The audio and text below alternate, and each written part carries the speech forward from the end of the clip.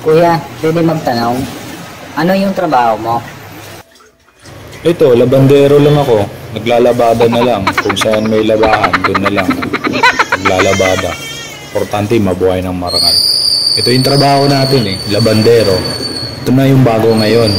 Dito sa mundo, hindi na mailaga kung anong trabaho mo. Napagbabae ka man o lalaki, malaga, marunong ka.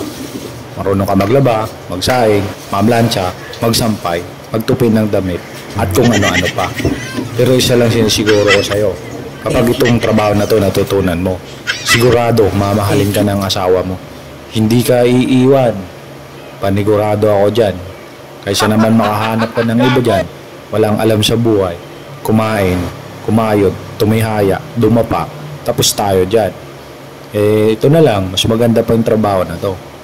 Paano masabi? At least natututo tayo, nakatulong na sa ating mga kasama, lalo na sa asawa natin. Malaking bagay to.